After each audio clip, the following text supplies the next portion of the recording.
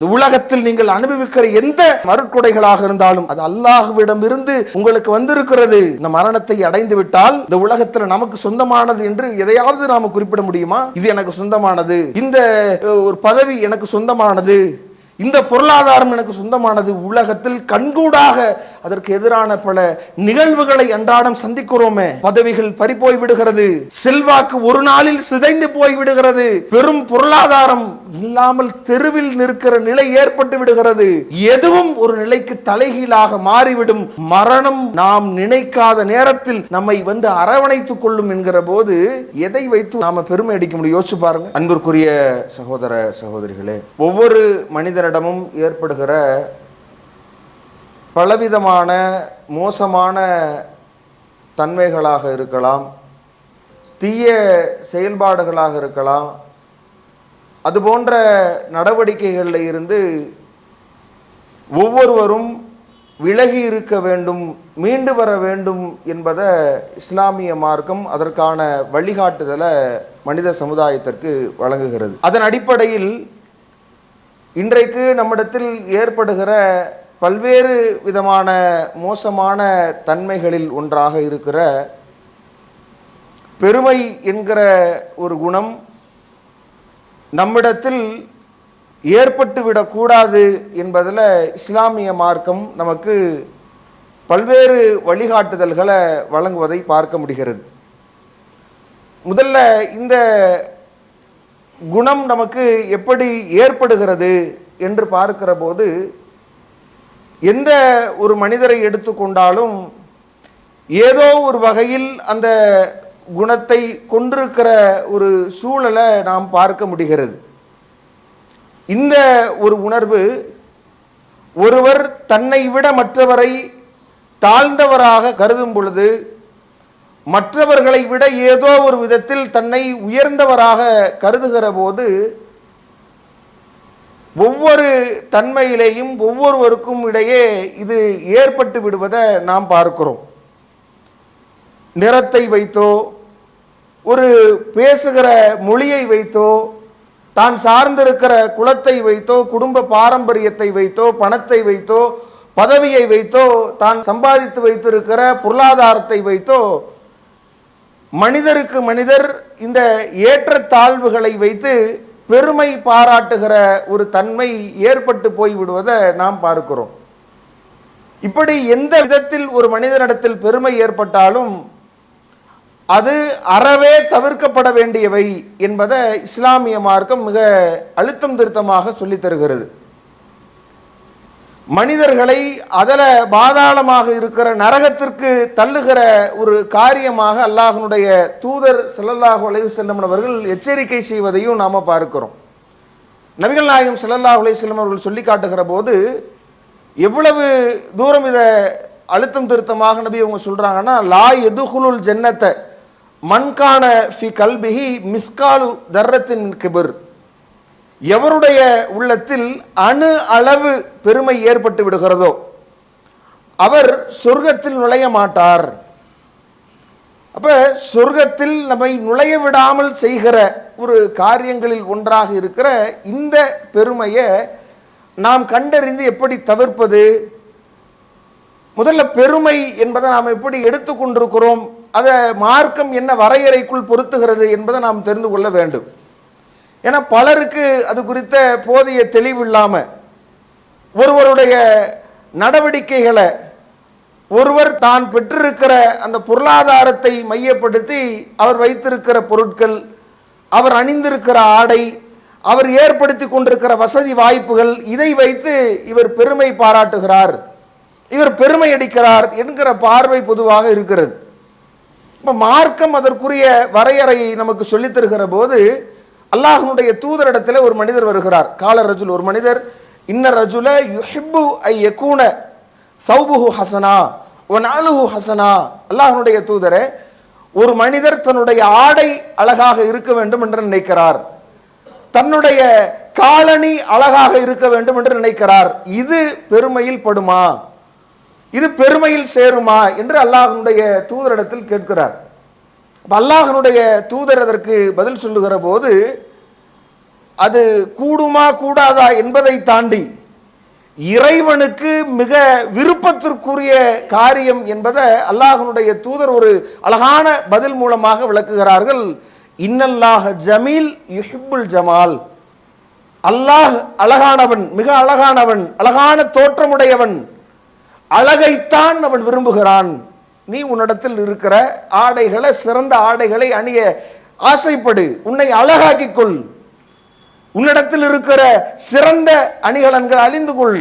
உன்னிடத்தில் இருக்கிற விஷயங்களை, உன்னுடைய அழகான காலணிகளை அணிந்து கொள், உன்னை அழகாக்கிக் கொள். இன்னும் சொல்ல போனா மார்க்கம் இதற்கு கூடுதல் முக்கியத்துவத்தை வழங்குகிறது.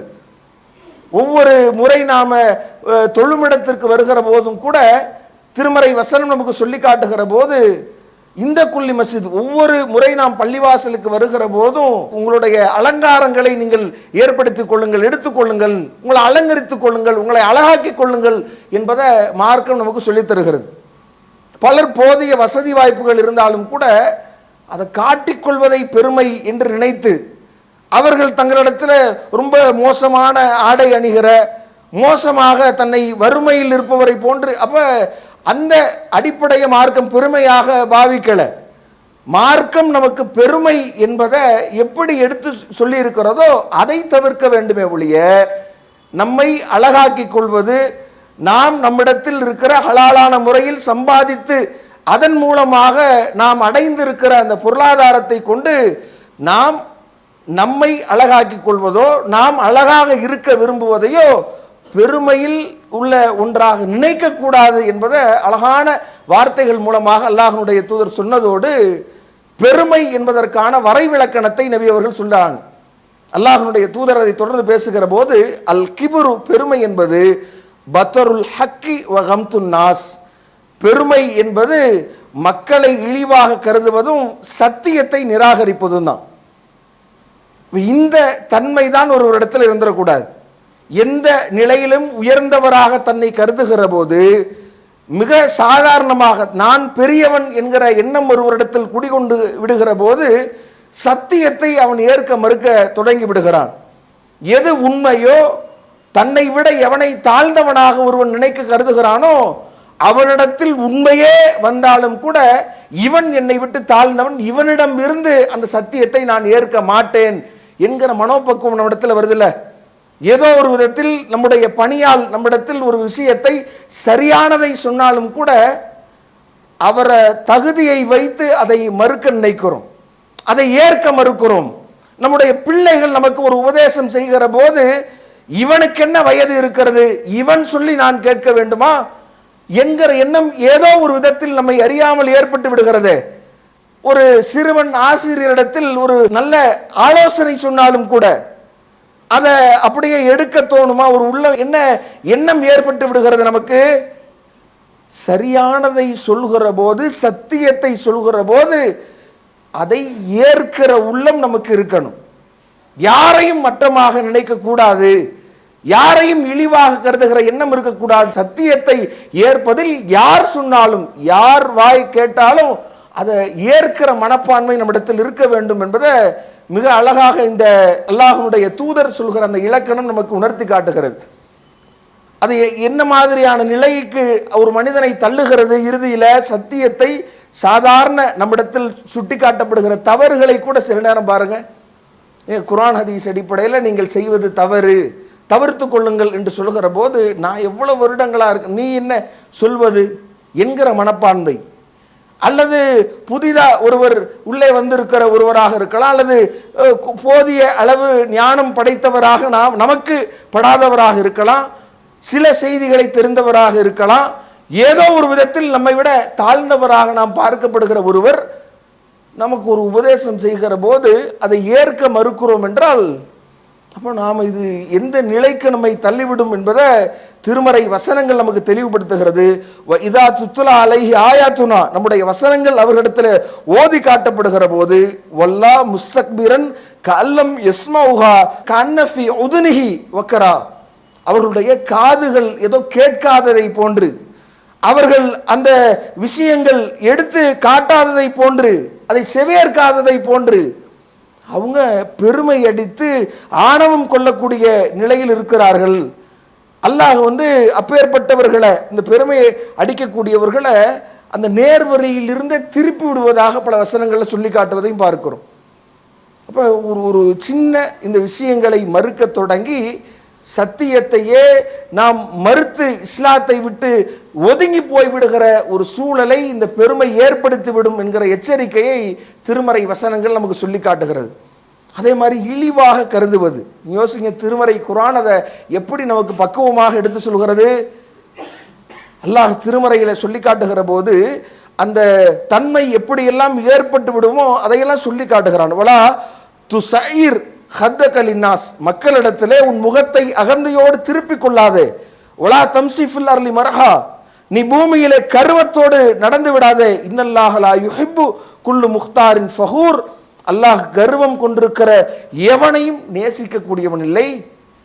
அல்லாஹ் இவ்வளவு அழகா யோசிச்சு பாருங்க. இன்னைக்கு அந்த ஒரு தான் உயர்ந்தவன் என்கிற மனப்பான்மை வருகிற போது சாதாரணமாகவே பிறரை இழிவாக கருதுகிற நிலை. ஏதோ ஒன்றில் தான் சிறந்தவன் என்று ஒருவன் முடிவு செய்து விட்டால், ஒரு பதவி, நம்ம ஒருவரிடத்தில் நடந்து கொள்கிற முறையே ஒரு நிலையில் இருக்கிறவரை ஒரு மாதிரியாக பார்ப்பது, தன்னோடு சமநிலையில் பொருளாதாரத்தில் இருப்பவரிடத்தில் ஒரு போன்று நடப்பது, நம்மோடு அதிகார மட்டத்தில் சம அளவில் இருப்பவரோடு ஒரு மாதிரி நடப்பது, அதை விட கீழ்நிலையில் இருப்பவர்களை தாழ்ந்தவராகவும் இழிந்தவர்களாகவும் அவர்களை இழிவாக எண்ணுகிற, நாம நம்முடைய ஆடைகளை நம்முடைய அலங்காரங்களை அணிந்து கொள்வதோ அதை ஊக்கப்படுத்திக் கொள்வதோ மார்க்கம் தடுக்கல. ஆனால் அது இல்லாதவர்களை, அதை அணிய முடியாதவர்களை, அதற்கு வழி இல்லாதவர்களை இழிவாக கருதுகிற எண்ணம் அதுதான் பெருமை என்று அல்லாஹ்வுடைய திருமறை வசனங்களும் அல்லாஹ்வுடைய தூதருடைய வழிகாட்டுதலும் நமக்கு சொல்லி காட்டுகிறது. என்றால் இப்போ நாம் சிந்தித்து பார்க்கணும், இது ஒரு சாதாரணமான ஒரு விஷயம் இல்லை. நம்மை அறியாமல் நம்மிடத்தில் இது ஏற்பட்டு விட்டால் ஏதோ ஒன்று என்று கடந்து போகிற விஷயம் இல்லை. ஏன்னா இப்லீஸ் என்பவனுடைய அந்த வாழ்க்கை மாற்றம் நாம் பார்த்தோம். திருமறை வசனங்கள் நமக்கு அதை சொல்லி காட்டுகிறது. ஒரு மனித குலத்திற்கு பெரிய எதிரியாக யாரை நாம் சொல்கிறோமோ, நம்மை வழிகேட்டிற்கு அழைத்து செல்கிற, நரகத்திற்கு பெரும் படையை அழைத்து செல்கிற ஏற்பாட்டை ஒவ்வொரு மனிதனுடைய இரத்த நாளத்தில் ஓடி செயல்படுகிற அந்த ஷைத்தான், இப்லீஸுடைய வழித்தோன்றல்கள். இப்லீஸ் எப்படி வழிகட்டு போகிறான்? திருமறை குர்ஆன் சொல்கிற அந்த அழகான வரலாறு, ஜின் இனத்தை சார்ந்தவனை அல்லாஹ் தன்னுடைய அந்த வானவர்கள் படையில் வைத்திருக்கிற அந்த சூழ்நிலையில ஆதம் அலைஹிஸ்ஸலாம் அவர்களை படைத்து சிரம்பணியை சொல்கிற போது சிரம்பணியை மறுக்கிறான். அல்லாஹ் கேட்கிறான், மா மனக அல்லாஹ் தஸ்ஜுது, இது அமர்த்துக்க, உனக்கு அவருக்கு சிரம்பணி என்று நான் கட்டளையிட்ட போது அதற்கு பணியாமல் நீ மறுத்ததற்கான காரணம் என்ன என்று இறைவன் கேட்கிற போது அவன் சொல்கிறான், ஆனா ஹைரு மின்ஹு, நான் அவரை விட சிறந்தவன். ஹலக்தனி மின்னார், நீ என்னை நெருப்பிலிருந்து படைத்திருக்கிறாய். வ ஹலக்துஹு மின் தீன், அவரை களிமண்ணிலிருந்து படைத்திருக்கிறாய்.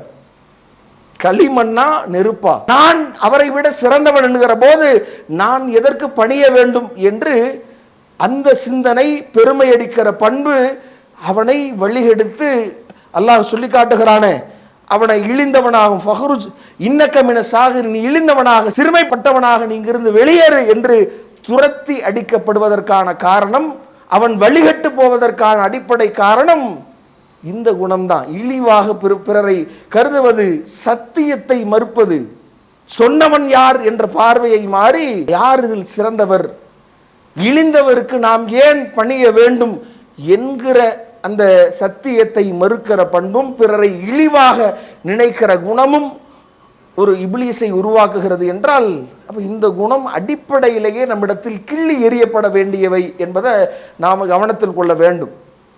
ஏதோ ஒரு விதத்தில் நாம் பேசுகிற போது அந்த பெருமை நம்மிடத்தில் வந்து விடுகிறது. ஒரு இடத்தில் இப்படி பேசுகிற போது நம்மை ஆரம்பித்த நம்முடைய குடும்பத்தை பற்றியோ, நம்முடைய குலப்பெருமை தொடர்பாகவோ, நாம் பெற்றிருக்கிற கல்வி தொடர்பாகவோ பெருமை பேச தொடங்கி விடுகிறோம். அப்படி இப்படி என்று அந்த பேச்சு அவரே அந்த ஒரு மனிதரை தாழ்வுபடுத்துகிற விதத்தில் நாம் அந்த பெருமை பேசுவதை மிக பெரிய சுவாரஸ்யமான விஷயமாக வைத்து பேசிக் கொண்டிருக்கிறோம். ஆனால் இது எந்த அளவிற்கு மோசமானது? பல வரலாற்று நிகழ்வுகளை பார்க்கலாம். நபி நூஹ் அலைஹிஸ்ஸலாம் அவர்கள் அவ்வளவு 950 ஆண்டு காலம் இந்த மக்களுக்கு வாழ்ந்ததனுடைய பிரச்சாரத்தை எடுத்துரைக்கிற போது அதுல அதிகமானவர்கள் அவ்வளவு ஆண்டு காலங்கள் பிரச்சாரத்தை எடுத்து சொல்லுகிற போது எவ்வளவு பேர் ஏற்றிருக்கலாம். ஆனா ரொம்ப சொற்பமானவர்கள் ஏற்கிறார்கள். ஏற்க மறுத்தவர்கள் வைக்கிற வாதம் என்ன அப்படின்னா, காலல் மலஉல்லதீன கஃபரு மின் கௌமிஹி, அவர் கூட்டத்தாரில் இருந்து அந்த மக்கள், அந்த பெரும்பான்மையாக இருக்கிற அந்த பிரமுகர்கள் சொல்லுகிற காரணம் என்னன்னா, மா நராக இல்லா பஸ்வர் மிஸ்லுனா, உன்னை எங்களை போன்ற ஒரு மனிதராகவே தவிர நாங்கள் கருதவில்லை. ஒமா நராக இத்தபாக்க இல்லல்லதீன ஹும் அராதுரினா பாதியர் ராய், உன்னை பின்பற்றக்கூடியவர்களையும் நாங்கள் சிந்தனை குறையுடைய தாழ்ந்தவர்கள் தான் உன்னை பின்பற்றுகிறார்கள் என்கிற போது, எந்த விதத்தில் என்னை விட நீ மேம்பட்டிருக்கிற, ஏன் நான் உங்களை நான் ஏற்கணும், ஏன் நான் உன்னை பின்பற்ற வேண்டும் என்கிற பார்வை மற்றவர்களை இழிவாக கருதுவது. நீ பெரிய ஆள் இல்லையே, உன்னை பின்பற்றவர்கள்லாம் ஒரு தாழ்ந்தவர்கள், பொருளாதாரத்தில் தாழ்ந்த நிலையில் உள்ளவர்கள், நான் ஏன் இப்பேற்பட்ட ஒரு கொள்கையை, தாழ்ந்தவர்கள் பின்பற்றுகிற ஒரு சித்தாந்தத்தை நான் ஏன் பின்பற்ற வேண்டும் என்பது அவர்கள் சத்தியத்தை ஏற்க மறுக்க செய்திருக்கிறது என்றால், அப்போ நாம இந்த விஷயத்தில் நாம் நம்மை காத்து கொள்ள வேண்டும் என்பதை நாம் பார்க்கிறோம். அப்படி எண்ணற்ற பல வரலாற்று நிகழ்வுகளை பார்க்கிறோம். ஃபிரௌன் போன்றவன், அதே மாதிரி அல்லாஹ்வுடைய தூதருடைய காலத்தில் அந்த மக்கத்து காஃபிர்கள் அவர்களுடைய மனநிலை, இதெல்லாம் அந்த பெருமை என்கிற ஒற்றை அடிப்படை தான் அவர்களை வழிகெடுப்பதற்கு அடிப்படையாக அமைந்திருக்கிறது என்றால், அந்த பெருமை என்கிற சிந்தனையை நாம் மாற்ற தொடங்கணும். இது நேர்வழியை விட்டு நம்மை திசை திருப்பது என்கிற அந்த நிலையை தாண்டி பல்வேறு விதமான மறுமையில் நமக்கு பெரும் சேதத்தை, சொர்க்கத்தில் நுழைய முடியாத ஒரு சூழலை ஏற்படுத்திவிடும் என்பதை நாம் சிந்திக்க வேண்டும். எப்படி நாம் தவிர்ப்பது?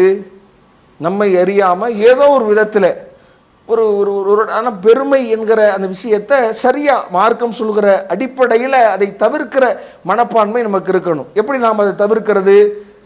முதல்ல அந்த நான் என்கிற எண்ணம், நீ யோசிச்சு பாருங்க. அல்லாஹ் நமக்கு வழங்கி இருக்கிற எந்த அருட்கொடைகளாக இருக்கட்டும், ஏதோ நாம அதை உயர்ந்ததாக, நாம அதை செய்து விட்டதாக, நாமே அதற்கு முழு காரணியாக இப்படி நினைக்கிற மனப்பான்மை தான் மற்றவர்களை மட்டமாக நினைக்க அந்த ஒரு அடிப்படையாக இருக்கிறது. திருமறை வசனம் சொல்கிறது ஒரு மனிதனுடைய எண்ணத்தை, இதா மஸ்ஸல் இன்சான் உலர், ஒரு தீங்கு ஒரு மனிதனுக்கு ஏற்பட்டு விடுகிற போது உடனே என்னிடத்தில் பிரார்த்தனை செய்கிறான். சும்மா இதா ஹவ்வல்னாகும், நாம் அதை மாற்றி அவனை சரி செய்கிற போது இன்னமா ஊதிதுஹு அலா இல்மின், இந்த நிலை மாறியதெல்லாம் என்னுடைய அறிவால் தான் என்று ஒரு மனிதன் சொல்கிறான். அல்லாஹ் சொல்கிறான் பல் ஹிய ஃபித்னா, இது அவனுக்கு ஒரு சோதனை தான். ஒரு துன்பத்தை கொடுத்து அதிலிருந்து அவனை விளக்க வேண்டும் என்கிற அவனால் இயலாமல் போய் என்னிடத்தில் பிரார்த்தனை செய்கிறான். பிரார்த்தனை மூலமாக அவனுக்கு அந்த துன்பத்தை நீக்கி பலனளிக்கிற போது அந்த நேரத்தில் மீண்டும் இதெல்லாம் என்னுடைய அறிவால் தான் என்று அவன் சொல்லுகிறான் என்றால், இது அவனுக்கு ஒரு சோதனை. அந்த சோதனையில் அவன் மாட்டிக்கொண்டு இந்த நிலையில் அவன் வழிகட்டு போகிறான் என்கிற அடிப்படையை அல்லாஹ் ரப்புல் ஆலமீன் சொல்லி காட்டுகிறான் என்றால், நாம் இந்த சிந்தனை இருக்கணும். எதுவுமே ஒரு கட்டத்தில் பார்க்கிறோம், நாம் ஒரு கல்வி என்பது, அந்த கல்வி நமக்கு ஒரு பெருமை என்கிற நிலைக்கு, எதுவாக இருந்தாலும் நான் தான் திட்டமிட்டேன், நான் தான் முயற்சித்தேன், நான் தான் அதை செய்வதற்கு அயராது உழைத்தேன், நான் தான் வெற்றி அடைந்தேன் என்கிற அந்த மனப்பான்மை எப்படி போய் முடிகிறது? அதில் படைத்தவனை நீங்க யோசிச்சு பாருங்க. திட்டமிட்ட அனைவரும் வென்றது கிடையாது. எத்தனையோ முயற்சியில் இறங்கியவர்கள் தோல்வியை சந்தித்திருக்கிறார்கள். கடும் முயற்சிகளை செய்தவர்கள் எல்லாம் இன்றைக்கு அந்த முயற்சிக்கு ஏற்ற சூழ்நிலையை அவர்கள் எதை நோக்கி பயணித்தார்களோ அதை அடைய முடியாத நிலையில் நிற்கிறார்கள். இறைவன் தான் நாடியவர்களுக்கு அந்த மேன்மையை வழங்கி இருக்கிறான் என்கிற சிந்தனை அற்று போகிற போது தான் இந்த சிக்கல் ஏற்படுகிறது. ஆனால் அல்லாஹ்வுடைய தூதருடைய வாழ்க்கையில் நீங்கள் பார்த்தா எவ்வளவு உயரத்திற்கு போனாலும் அல்லாஹ்வுடைய தூதர் தான் அடைகிற வெற்றியெல்லாம் இறைவனுக்கு உரித்தாக்கினார்கள் என்பதை நாம் பார்க்க முடிகிறது. நபிகள் நாயகம் ஸல்லல்லாஹு அலைஹி வஸல்லம் அவர்கள் தன்னால் நடந்த எவ்வளவோ பல விஷயங்களை, உதாரணத்திற்கு நாம் அறிந்து வைத்திருக்கிற செய்தி, அல்லாஹ்வுடைய தூதர் ஒரு யூத சிறுவனுக்கு தன்னிடத்தில் பணியாற்றிய யூத சிறுவன் நோயுற்று கடக்கிற போது அல்லாஹ்வுடைய தூதர் அருகாமையில் அமர்ந்து நலம் விசாரிக்கிறார்கள். அவரை சத்தியத்தை ஏற்கும்படி அல்லாஹ்வுடைய தூதர் அழைப்பு விடுக்கிற போது அங்கு அந்த நேரத்தில் அஸ்லிம் என்ற அல்லாஹ்வுடைய தூதர் சொல்கிறார்கள், நலர இலா அபீஹி, தன்னுடைய தந்தையை அவர் பார்க்கிறார். பார்த்ததோடு தந்தையும் அல்லாஹ்வுடைய தூதருடைய அந்த மேன்மையை, எவ்வளவு பெரிய உயர்ந்தவர், அந்த இந்த மக்கள் மத்தியில ஒரு இறை தூதராக பார்க்கப்படுபவர் என்பதை தாண்டி அந்த நாட்டை ஆளுகிற மாமன்னர் அவர். அவ்வளவு பெரிய ஒருவர், இந்த சிறுவனுடைய முதலாளி. அவர் அமர்ந்ததோடு இல்லாமல் நலம் விசாரிக்கிற அந்த நிலையில் இப்படி கேட்கிறாருன்னா, சாக கிடக்கிற நிலையில் இந்த அழைப்பு விடுக்கிறார் என்றால் உலக ஆள் சேர்ப்புக்காக கிடையாது, மறுமை வெற்றி அவரை அடைய செய்ய வேண்டும் என்கிற நன்னோக்கத்தை புரிந்த தந்தை என்ன செய்கிறார் அப்படின்னா, நீ ஏற்றுக்கொள் என்று அவர் சொன்னதோடு அபுல் காசிம் சொல்லுகிற அந்த கொள்கையை நீ ஏற்றுக்கொள் என்று சொன்னதோடு சிறுவன் இஸ்லாத்தை ஏற்கிறான், மரணம் அடைகிறான். ஆனா அல்லாஹ்வுடைய தூதர் அந்த இடத்தை விட்டு வெளியேறுகிற போது ஃபஹரஜ நபி ஸல்லல்லாஹு அலைஹி வஸல்லம் வஹுவ யகூல், அல்லாஹ்வுடைய தூதர் அந்த இடத்தை விட்டு வெளியேறுகிற போது சொல்கிறார்கள், அல்ஹம்துலில்லாஹில்லதி அன்கதஹு மினன் நார், நரகத்தை விட்டு இந்த சிறுவனை காப்பாற்றிய அல்லாஹ்விற்கே எல்லா புகழும் என்றார்கள். யோசிச்சு பாருங்க. அப்ப இந்த சிந்தனை அல்லாஹ்வுடைய தூதர் மினக்கெடுகிறார்கள். நபிகள் நாயகம் ஸல்லல்லாஹு அலைஹி வஸல்லம் அவர்கள் இறுதி வரை முயற்சிக்கிறார்கள். அதனால் அந்த சிறுவன் ஏற்றார் என்பது வெளிப்பார்வைக்கு இருந்தாலும் கூட, இப்படி நபி அவர்கள் முயற்சித்த அனைவருமே இஸ்லாத்தை ஏற்றுவிட்டார்களா? தன்னுடைய பெரிய தந்தை அபு தாலிப் அவர்கள் தனக்கு எவ்வளவோ வகையில் தான் அந்த மக்கள் மத்தியிலே, மக்கத்து காஃபிர்கள் மத்தியிலே இந்த சத்தியத்தை பகிரங்கமாக எடுத்து சொல்லுகிற போது சொன்ன அனைவரும் நசுக்கப்படுகிறார்கள், அடி உதைக்கு உள்ளாக்கப்படுகிறார்கள். பிலால் போன்றவர்கள் அப்படியே சுடு மணலில் இழுக்கப்படுகிறார்கள், பல்வேறு துன்புறுத்தலுக்கு உள்ளாக்கப்படுகிறார்கள். அல்லாஹ்வுடைய தூதரும் சில சிரமங்களுக்கு உள்ளாக்கப்பட்டாலும் கூட பெரிய தாக்குதலுக்கு உள்ளாக்கப்படாமல் இருந்ததற்கான காரணம் அபு தாலிப் என்றால், அந்த அபு தாலிப் அவருடைய மரண நேரத்தில் அல்லாஹ்வுடைய தூதர் அமர்ந்து லா இலாஹ இல்லல்லாஹ் என்று நீங்கள் சொல்லுங்கள், இறைவனிடத்தில் நான் அது குறித்து பேசுகிறேன் என்கிற போது அவர் மறுத்து விடுகிறார் என்கிற அந்த நபி மொழிகளை பார்க்கிற போது நபி அவர்கள் நிதானமாக அந்த முடிவெடுக்கிறாங்க.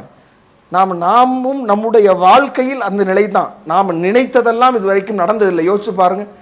நீ எதை உலகத்தில் நீங்கள் நினைத்த எந்த காரியமாக இருந்தாலும் நீங்கள் நினைத்ததெல்லாம் அப்படியே நடந்திருக்கிறதா? நீங்கள் திட்டமிட்டதெல்லாம் திட்டமிடப்பட்ட படியே நகர்ந்து இருக்கிறதா? முயற்சித்தால், கடுமையான உழைப்பை நீங்கள் செலுத்தினால் வெற்றி எல்லாம் இருக்கணும். அதுக்குன்னு சோம்பேறியாக இருப்பதற்கு மார்க்கம் ஊக்குவிக்கல. எல்லா விஷயங்களையும் நாம் செய்துவிட்டு இறைவனால் தான் நம்மை வெற்றியடைய செய்ய முடியும் என்கிற நம்பிக்கை நமக்கு இருக்கிற போது தான் அந்த வெற்றியை நாம் பெற முடியும். ஆணவம் இல்லாமல், கர்வம் இல்லாமல் அந்த நிலையை அடைய முடியும் என்கிற அடிப்படையை மார்க்கம் நமக்கு சொல்லித் தருகிறது என்றால், இன்னைக்கு எதுவாக இருந்தாலும் நான் முயற்சி செஞ்சேன், நான் கஷ்டப்பட்டேன், என்னால் நான் என்னுடைய அவ்வளவு வறுமையிலையும் நான் முயற்சித்தேன், கஷ்டப்பட்டேன், நான் அதனால் இந்த நிலையை அடைந்தேன் என்கிற அந்த சிந்தனை, அந்த பேச்சு நம்மை ஏதோ ஒரு இடத்தில் வழிகேட்டுக்கு தள்ளிவிடுகிறது என்கிற நிலையை நாம் யோசித்து பார்க்க வேண்டும். இந்த உலகத்தில் நாம் கொண்டிருக்கிற, நாம் அனுபவிக்கிற எதுவுமே நாம் உரிமை கொண்டாட முடியாதது என்பதை யோசித்து பார்க்க வேண்டும். அல்லாஹ் சொல்லி காட்டுகிறானே, உலகத்தில் நீங்கள் அனுபவிக்கிற எந்த ஒன்றாக இருந்தாலும், அருட்கொடைகளாக இருந்தாலும் அது அல்லாஹ்விடமிருந்து உங்களுக்கு வந்திருக்கிறது. இந்த மரணத்தை அடைந்து விட்டால் இந்த உலகத்தில் நமக்கு சொந்தமானது என்று எதையாவது நாம் குறிப்பிட முடியுமா?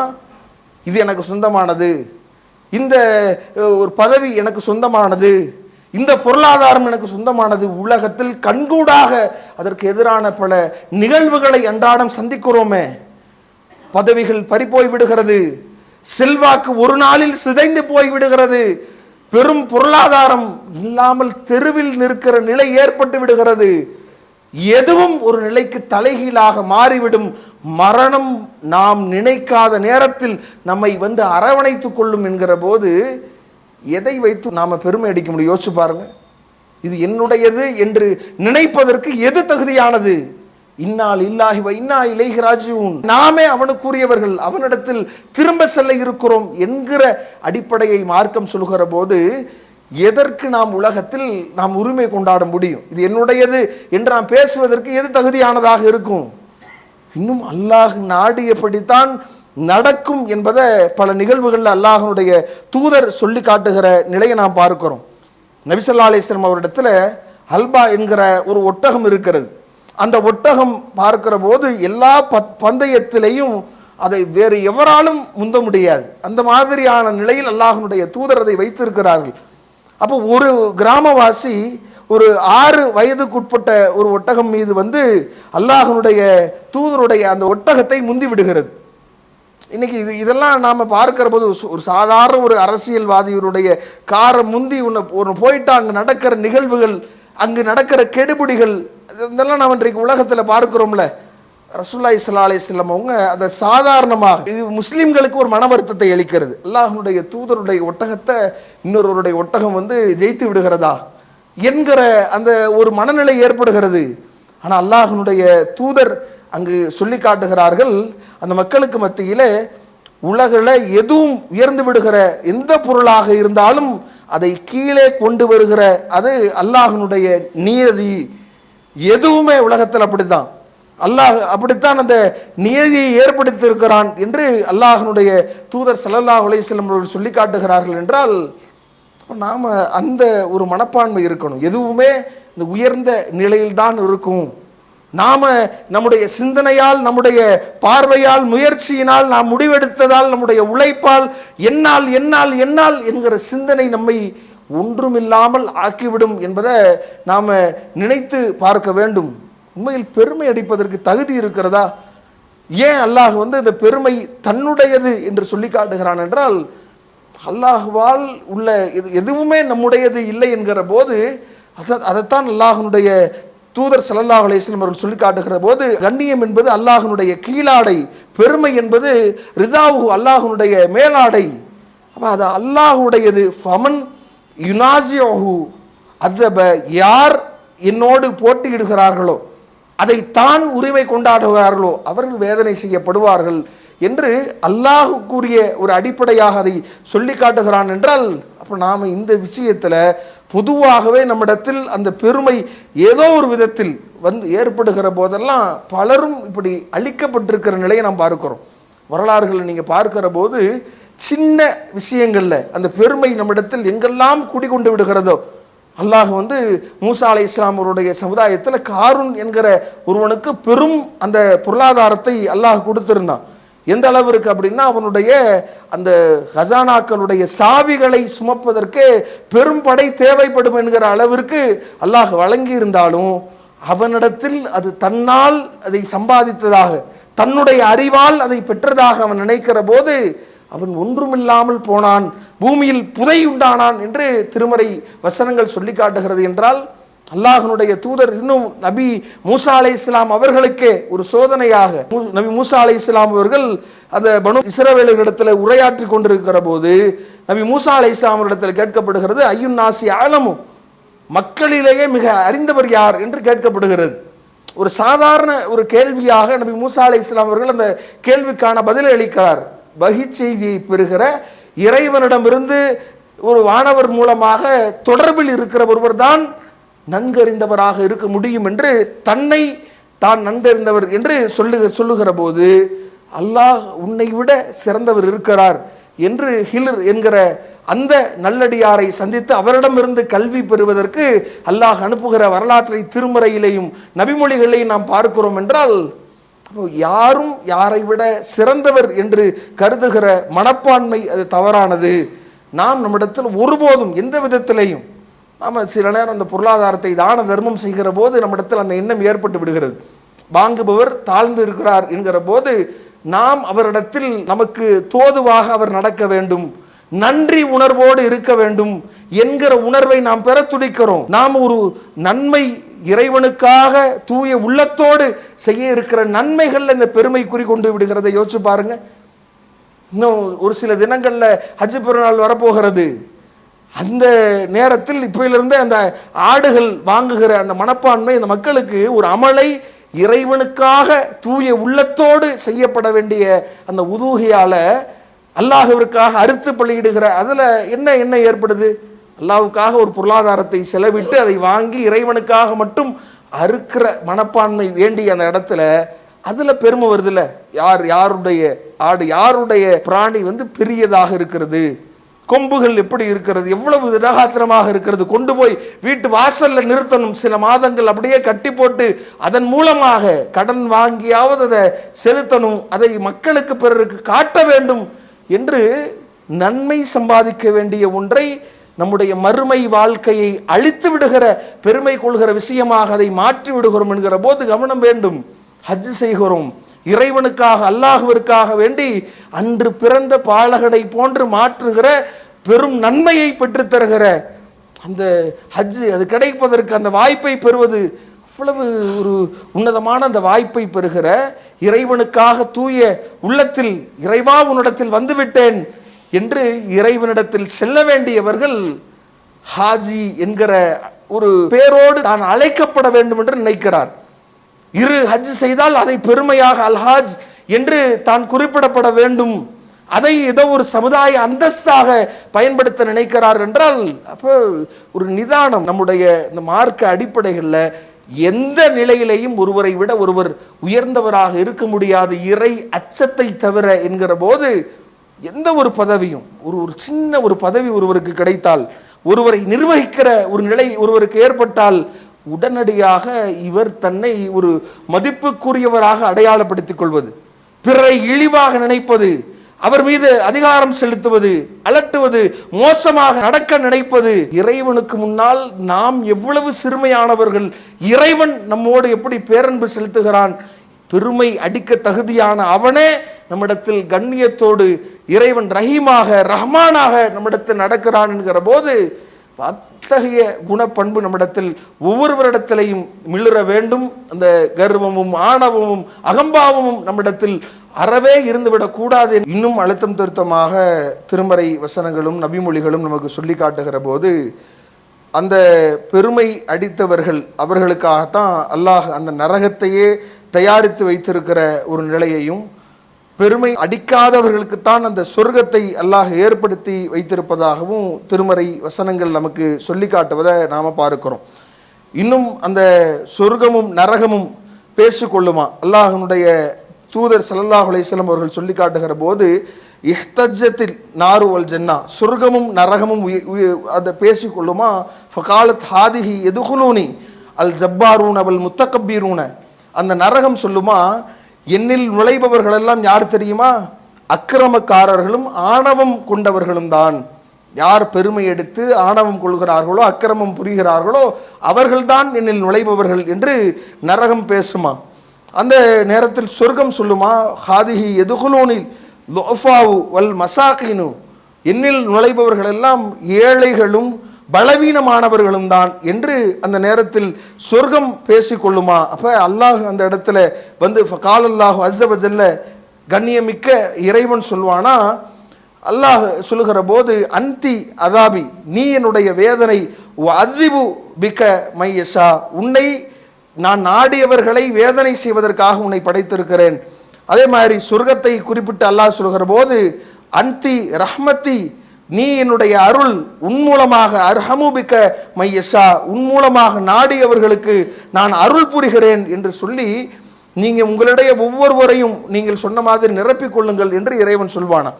அப்ப இந்த சொர்க்கத்திற்கு செல்வதற்கு எப்படி நம்மிடத்தில் அல்லாஹ்வுடைய தூதர் சொல்லி தந்திருக்கிற உயர்ந்த குணங்கள் இருக்க வேண்டுமோ, நாம் ஒரு எளிமையானவராக அந்த சொர்க்கத்திற்கானவர்களாக நம்மை உருவாக்கி கொள்கிற அந்த பண்பு நம்மிடத்தில் இருக்க வேண்டுமோ, நரகத்திற்கு சென்று விடாமல் இருப்பதற்கு நம்மிடத்தில் பெருமை என்பது அறவே இருந்துவிடக்கூடாது என்பதை இந்த நபிமொழிகள் உணர்த்துகிறது. அதற்கு ஏற்ப நம்முடைய வாழ்க்கையில் எந்த விதத்திலையும் அணு அளவு பெருமையற்றவர்களாக நம்முடைய வாழ்க்கையை அமைத்து அதன் மூலமாக சூனம் செல்கிற நல்வாய்ப்பை இறைவன் நம் அனைவருக்கும் தந்தல் வருவானாக என்று கூறி முடிக்கிறேன். வாஹிர்தவானா அல்ஹம்துலில்லாஹி ரப்பில் ஆலமீன். இஸ்லாம் மற்றும் சமுதாய செய்திகளை அறிந்து கொள்ள தமிழ்நாடு தௌஹீத் ஜமாஅத் யூடியூப் பக்கத்தை உடனடியாக சப்ஸ்கிரைப் செய்து கொள்ளுங்கள். மேலும் பெல் பட்டனையும் கிளிக் செய்து கொள்ளுங்கள்.